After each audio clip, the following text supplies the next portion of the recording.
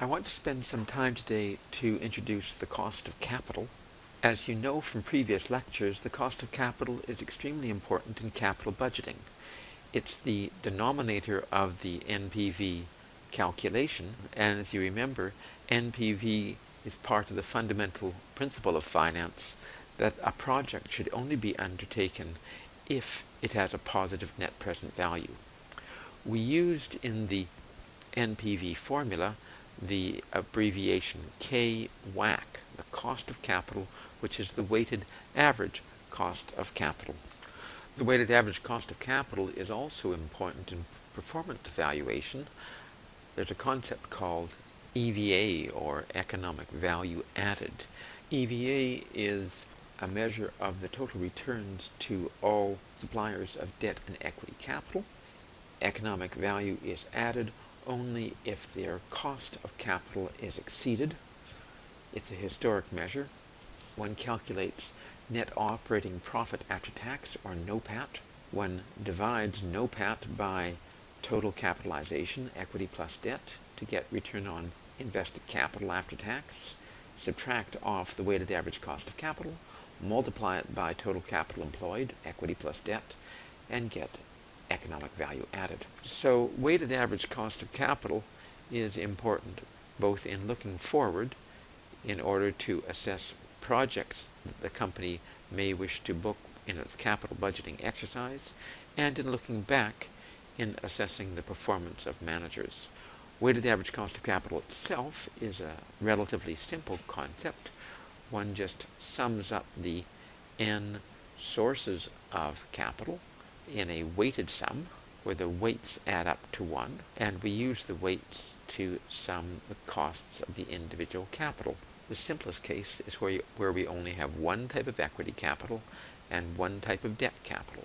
Here we take the cost of equity times the weight of equity plus the cost of debt times the weight of debt to get the weighted average cost of capital.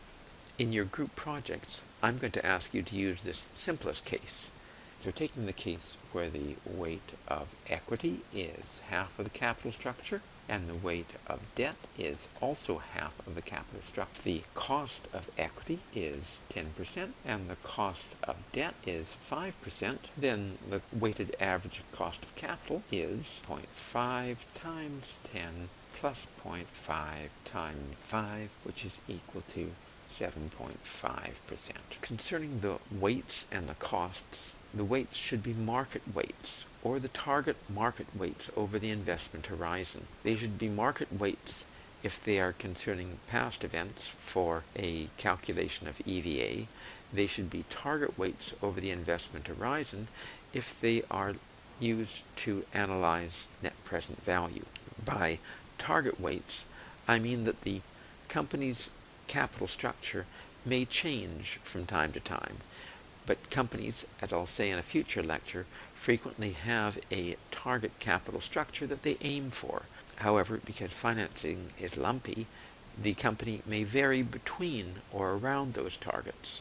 So you shouldn't use the current capital structure if it's different from the target capital structure that will prevail on average over the horizon of the investment projects. The costs in NPV analysis should be the current marginal costs.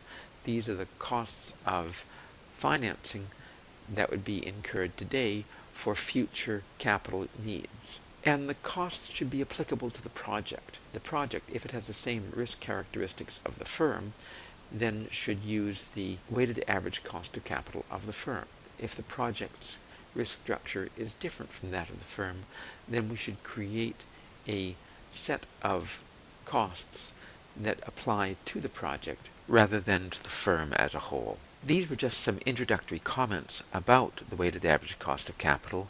In the next two short lectures, I'm going to look at the costs of debt and the costs of equity. That's where the real controversy comes in WACC.